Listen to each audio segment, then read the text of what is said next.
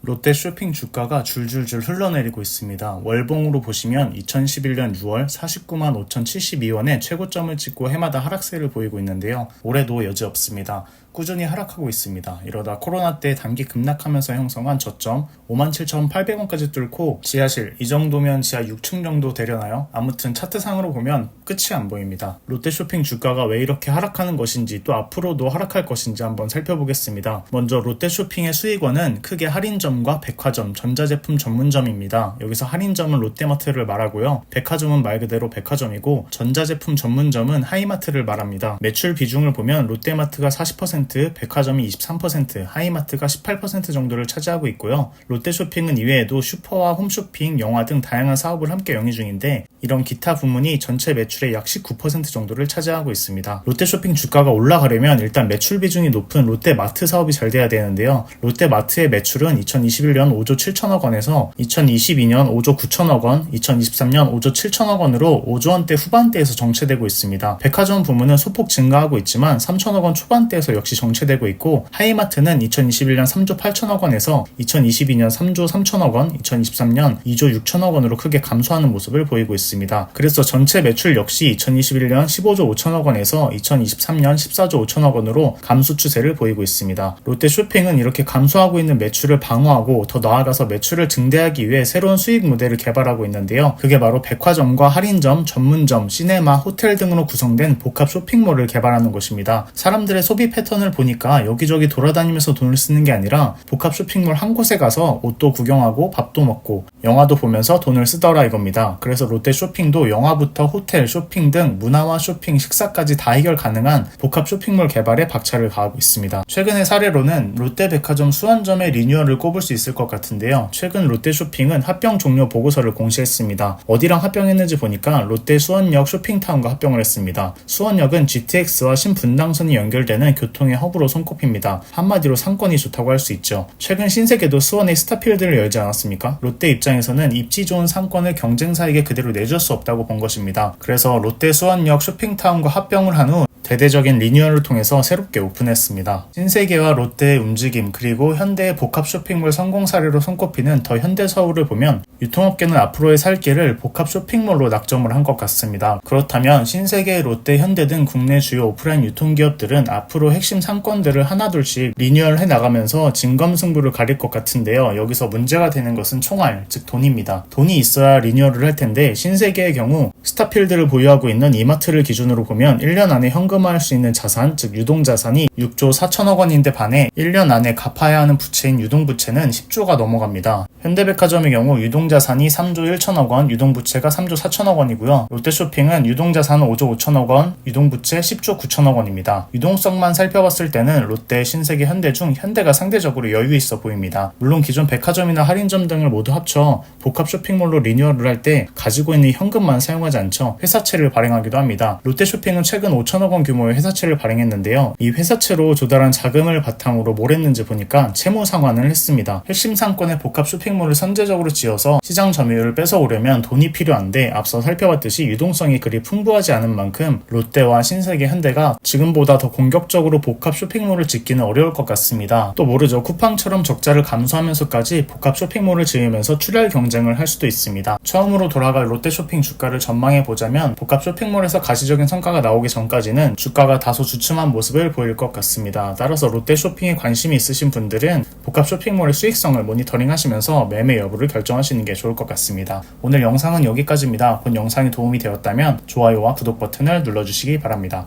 영상 속 자료들은 투자자의 증권 투자를 돕기 위해 배포되는 자료입니다. 영상 속 자료와 이미지, 영상에 대한 불법 복제 및 배포를 금합니다. 또한 본 채널과 영상에 수록된 내용들은 신뢰할 만한 정보 출처로부터 얻은 것이지만 본 채널은 자료의 정확성과 완전성을 보장하지는 않습니다. 따라서 상기의 자료와 영상은 어떠한 경우에도 구독자 및 시청자의 투자 결과와 관련된 법적 책임 소재에 대한 증빙으로 사용될 수 없음을 알려드립니다. 끝으로 모든 투자의 결정과 이에 대한 결과의 책임은 투자자 본인에게 있음을 알려드립니다.